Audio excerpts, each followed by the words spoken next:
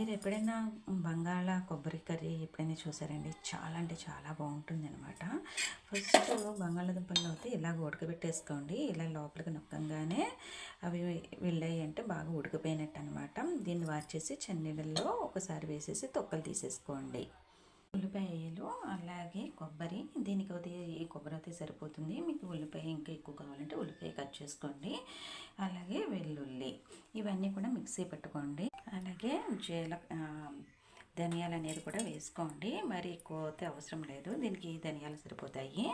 అలాగే అలాగే జీలకర్ర కూడా వేసుకోవాలి. అలాగే పచ్చిమిరపకాయలు, మీరు కారం ఎక్కువ తినే పళ్ళమైతే కొంచెం ఇంకా 2 పచ్చిమిరపకాయలు వేసుకోవచ్చు. మేము కారం తక్కువ తింటాము.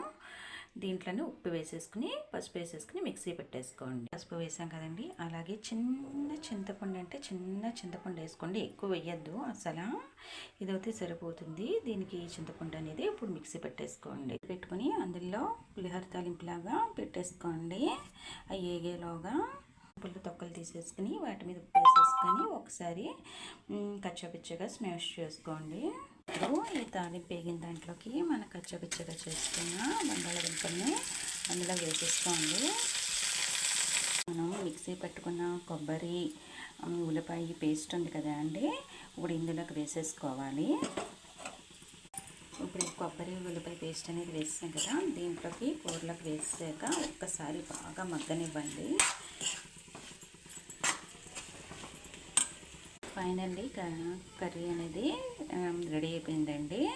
ఇప్పుడు ఉప్పు కారాలు అనేది బ్యాలెన్స్ చేసుకుని చూసుకుని సర్వీస్ చేసుకోండి. ఈ సర్వ్ చేసుకున్నప్పుడు మనకి కొంచెం నూనె అనేది ఎక్కువ పడుతుంది. చూసారా, అంటే కొంచెం నూనె తక్కువ అవడం వల్ల ప్యాన్కి ఎలా అంటుపోతుందో కొంచెం నూనె వేసుకుని ఇంకొకసారి మగ్గనిచ్చుకోండి. టేస్ట్ అయితే చాలా బాగుంటుందండి. చాలా అంటే చాలా బాగుంటుంది. ఒకసారి ట్రై చేసి చూడండి.